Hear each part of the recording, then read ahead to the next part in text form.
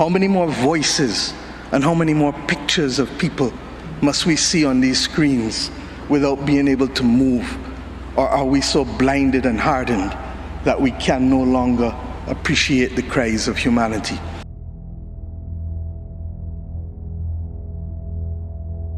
The pandemic has taught us that national solutions to global problems do not work. We come to Glasgow with global ambition to save our people and to save our planet. But we now find three gaps. On mitigation, climate pledges or NDCs. Without more, we will leave the world on a pathway to 2.7 degrees, and with more, we are still likely to get to 2 degrees. These commitments made by some are based on technologies yet to be developed, and this is at best reckless and at worst dangerous. On finance, we are $20 billion short of the $100 billion, and this commitment, even then, might only be met in 2023. On adaptation finance remains only at 25%, not the 50-50 split that was promised nor needed given the warming that is already taking place on this earth. Climate finance to frontline small island developing states declined by 25% in 2019. Failure to provide the critical finance and that of loss and damage is measured, my friends, in lives and livelihoods in our communities. This is immoral and it is unjust. If Glasgow is to deliver on the promises of Paris, it must close these three gaps. So I ask to you, what must we say to our people living on the front line in the Caribbean, in Africa, in Latin America, in the Pacific, when both ambition and regrettably some of the needed faces at Glasgow are not present? What excuse should we give for the failure? In the words of that Caribbean icon, Eddie Grant, will they mourn us on the front line? When will we, as world leaders across the world, address the pressing issues that are truly causing our people angst and worry, whether it is climate or whether it is vaccines? Simply put, when will leaders lead? Our people are watching, and our people are taking note. And are we really going to leave Scotland without the resolve and the ambition that is sorely needed to save lives and to save our planet? How many more voices and how many more pictures of people must we see on these screens without being able to move? Or are we so blinded and hardened that we can no longer appreciate the cries of humanity? I have been saying to Barbadians for many years that many hands make light work. Today, we need the correct mix of voices, ambition, and action. Do some leaders in this world believe that they can survive and thrive on their own? Have they not learned from the pandemic?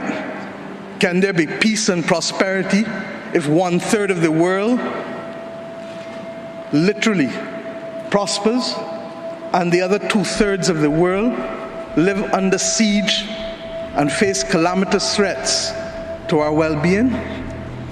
What the world needs now, my friends, is that which is within the ambit of less than 200 persons who are willing and prepared to lead. Leaders must not fail those who elect them to lead.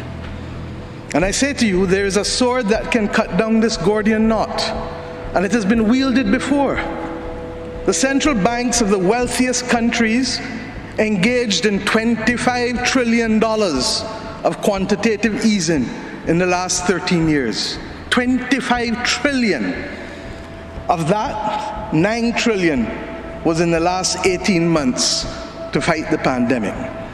Had we used that 25 trillion to purchase bonds, to finance the energy transition, or the transition of how we eat, or how we move ourselves in transport, we would now today be reaching that 1.5 degrees limit that is so vital to us.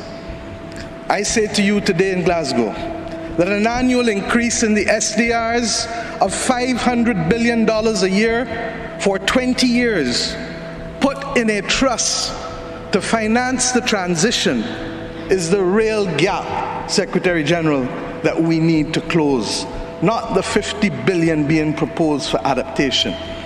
And if 500 billion sounds big to you, guess what? It is just 2% of the 25 trillion. This is the sword we need to wield. Our excitement 1 hour into this event is far less than it was 6 months ago leading up to this event. Can we, with those voices and these speeches from Sir David and others, find it within ourselves to get the resolve to bring Glasgow back on track? Or do we leave today believing that it was a failure before it starts? Our world, my friends, stands at a fork in the road. One no less significant than when the United Nations was formed in 1945. But then, the majority of our countries here did not exist. We exist now. The difference is we want to exist 100 years from now. And if our existence is to mean anything, then we must act in the interests of all of our people who are dependent on us. And if we don't, we will allow the path of greed and selfishness to sow the seeds of our common destruction. The leaders of today, not 2030, not 2050, must make this choice. It is in our hands, and our people and our planet need it more than ever. We can work with who is ready to go, because the train is ready to leave.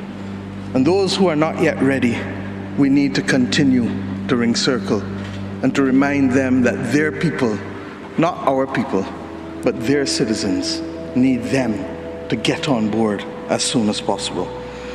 Code red to the G7 countries. Code red to the G20. Earth to COP, that's what it said. Earth to COP. For those who have eyes to see, for those who have ears to listen, and for those who have a heart to feel, 1.5 is what we need to survive.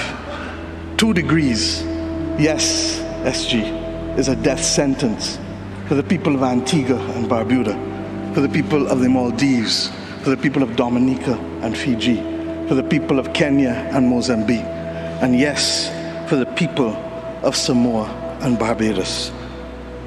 We do not want that dreaded death sentence. And we've come here today to say, try harder, because our people, the climate army, the world, the planet, needs our actions now, not next year, not in the next decade.